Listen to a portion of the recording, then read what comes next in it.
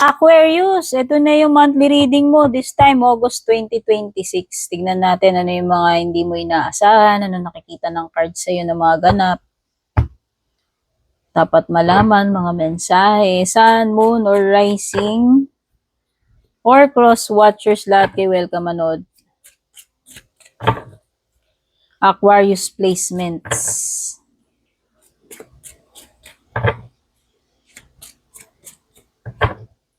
Thank you nga pala, Aquarius, sa pag-drop by mo lalo na kung palagi ka nag-aabang ng reading ko, kung ilang taong ka ng taga-subaybay, love, support, thank you. 1, 2, 3, 4. Oh, may flag dito, Aquarius. Ano ba to? Red flag or green flag? So, ayan ha. Kasi pag flag, pwedeng red flag, green flag, o baka naman yung iba dito, susurrender na ba kayo? Wag. Baka yun, pwedeng yun yung energy mo. It's either susurrender ka ba o hindi?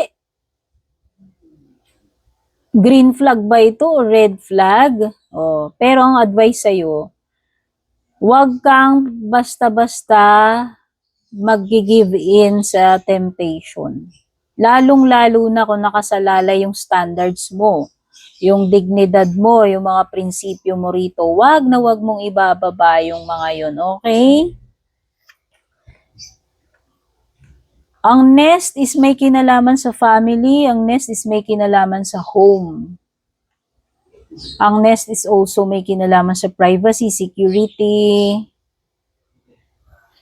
So, importante, dapat ang i-consider mo rito yung privacy, security. Hindi lang ikaw, pati ng loved ones mo ng pamilya mo. No? So, hindi lang yung mga material na bagay, dapat ang bigyan mo ng pansin dito. Baka may mga bagay ka na hindi na napapansin, no? Which is importante rin yung emotional security, privacy, safety ng family mo, loved ones mo. Okay? Yung mga bagay na dapat mong i-check. Aquarius, you have the tendency na maging magulo ang isip mo ngayong August. Could be na merong mga bagay, situations, or tao na nagpapakonfuse sa'yo. So just remember na palipasin mo muna yung mga ganitong pagkakataon bago ka mag-make ng mga important decisions or actions. Especially kung malabo yung magulo or malabo yung pag-iisip mo, wag ka munang magde-decide. Always ask for clarity, mag-pray ka. Lilipas din ito yung muddled thinking. Kaya wag ka munang gagawa ng any major or drastic moves, decision ngayong August. Kung magulo yung isip mo, better wait and palipasin until mag-clear yung situation or yung pag-iisip mo. Keep your life in balance, Aquarius. Alam naman natin na ito, gasgas na linya ko na to. Alam naman natin na yung kulang, sobrang kulang, at yung sobra-sobra ay unhealthy sa lahat ng aspeto. So, make sure na mabalanse mo kung ano man yung tinutukoy dito, ha?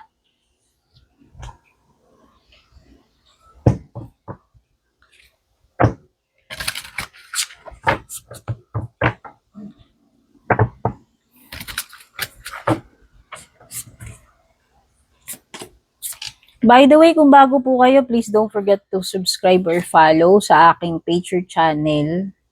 Thank you dun sa mga hindi umaalis sa membership, subscription, mga nag-like, follow na, mga nagpapadala ng star super thanks, at mga suki ko sa private reading. Uy! Full blast ang iyong emotions ngayong Aquarius, may super moon.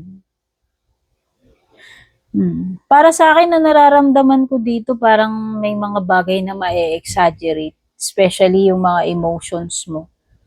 O baka maging very yung overreacting, sensitive, emotionally vulnerable, very intense ang mga energies, emotions.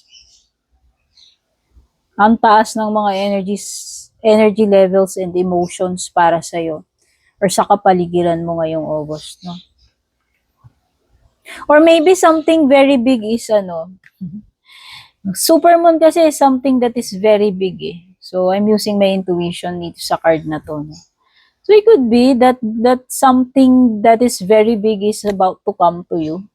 Di ba? Or something very big is about to happen. Di ba? Wala lang. This is ano, para sa akin, big deal. Time for healing. Where you, siguro itong August na to, you will take time to heal, magpahinga, rest, relax, detoxify, meditate, slow down. Whether ang nag-heal mo physically, emotionally, spiritually, or financially. No? Kailangan ng mga adjustments, Aquarius. So, be ready sa mga changes, adjustments. Kailangan ikaw ay adaptable, flexible. May mga bagay na kailangan kang baguhin. Okay? Sa tingin ko, may mga bagong situations.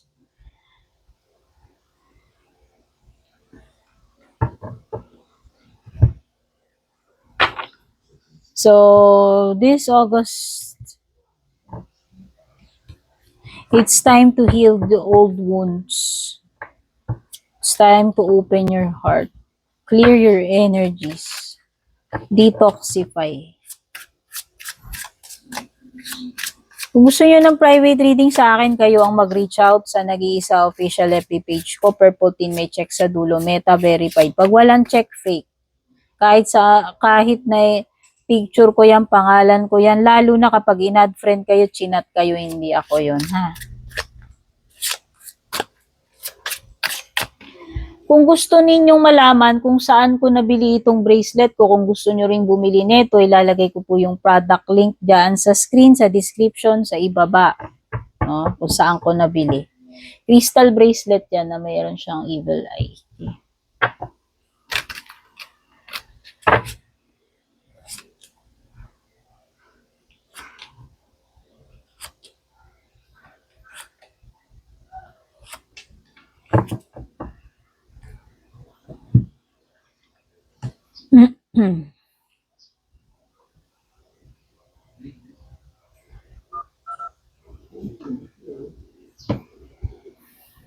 Mga zodiac signs na lumalabas dito sa reading mo, Aquarius, pwedeng merong Capricorn, may mga water, Cancer, Scorpio, Pisces, Aries, Leo, Sagittarius.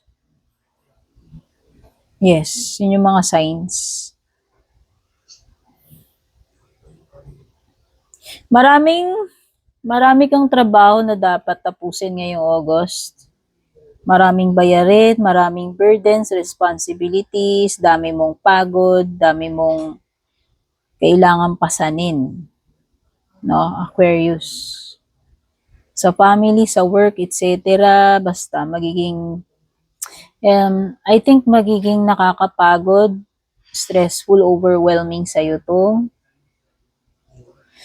Pero wag ka lang mag-give up. This is a card na nagsasabi na malapit ka na sa finish line, malapit na rin naman yung completion. So, konting kembot pa, konting tiyaga pa, makakaraos ka rin, matatapos din yan mga yan. Makukumpleto mo yan, no?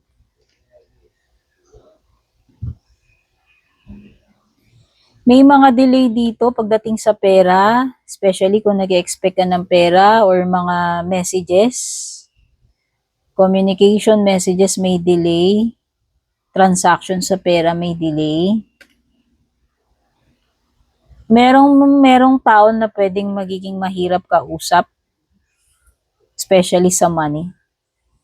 Meron ditong parang immature, stubborn energy. Sa family man yan or hindi, person mo man yan or hindi.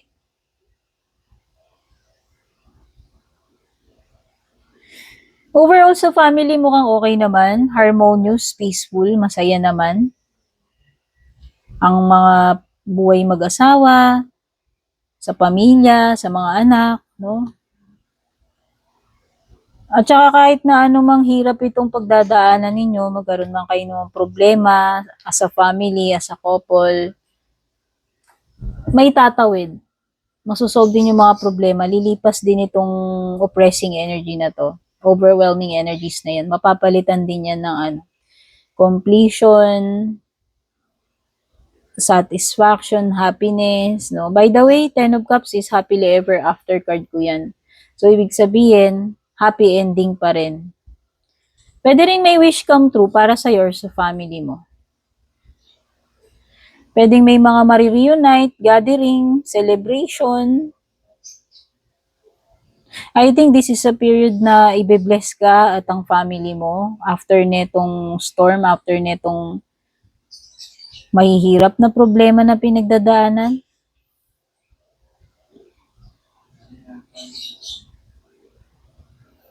Oo, matatapos na yung mga problema, mga conflict, mga hassle. Matatapos na yung toxic period na to. Okay, whether sa work, sa pera, o problema ng pamilya, matatapos na yan.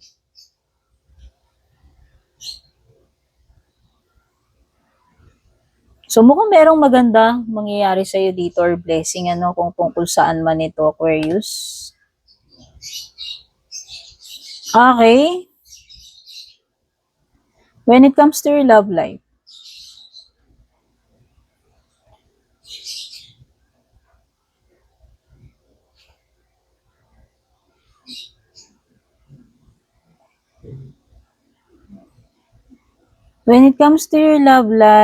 okay, ayaw mo na makipagtalo dito sa tao na to. Ayaw mo na ma-involve uli dito sa tao na to. Pwedeng kinalasan mo na yan, kinatop mo, binlock mo, iniiwasan mo na siya. Minsan ka na niyang naloko, minsan ka na niyang nadrag sa kasalanan, sa temptation, or sa third party. Ayaw mo na. O kung hindi man third party, minsan nang naging toxic ang buhay mo dito sa tao na to, ayaw mo nang balikan yun dahil ngayon nakaalis ka na or makakaalis ka na dito sa tao na to. Oo, ang dami mong dinanas na hirap, may pagka-childish, immature tong person na to, or pwedeng may age difference kayo. Very toxic yung relationship, siguro pwede ring may bisyo, may hindi magagandang habits, or codependency sa inyong dalawa, may pagka-emotionally unstable, immature itong tao na to. Ayaw mo nang balikan yun, ayaw mo nang ma-stress, ayaw mo na ng mga problema, sakit ng ulo. Kaya siguro mas pipiliin mo nang mag-walk away dito, or kung nakaalis ka na hindi ka na babalik. Kasi gusto nitong tao na to na mabuo kayo uli, pero pwedeng ayaw mo na eh.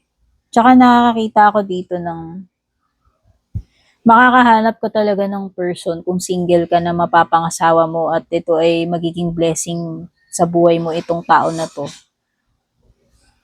Magiging happy ang samahan ninyo or marriage ninyo or possible na magkaroon ka ng anak ng pamilya dito sa person na to kung single ka. Okay, kung hindi ka na single, if you're already taken, nakikita ko naman na after netong mga magiging problema ninyo, masosolve nyo itong mga problema na to eh, and magiging happy ending pa rin yung relationship ninyo. Okay?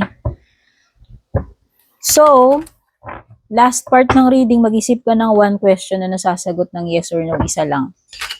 Tapos i-pause mo. Kapag ready ka na, i-unpause mo, tapos hugot ako ng cards ko anong sagot at closing messages.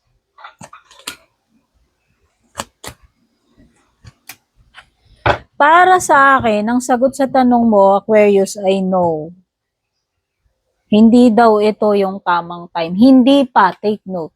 Not yet. Not the right time. So, para sa akin, no pa rin yun. Pero hindi ibig sabihin na forever hindi na pwede. Kasi not the right time eh. So, huwag mo na lang ipilit. Baka talagang nasa maling oras pagkakataon ka. So, eventually, mag-i-improve din yung mga bagay-bagay, pero hindi sa ngayon. Ayan. Whether health ito or ibang bagay na mag-i-improve, yes, mag-i-improve din yan, pero not now. Kung nag-aantay ka rin ng forgiveness, clarity, answers, pwedeng mangyayari yan, pero hindi sa ngayon. Okay? Siguro sa future pa to. So, yun lang. Kita-kits sa susunod. Bye-bye.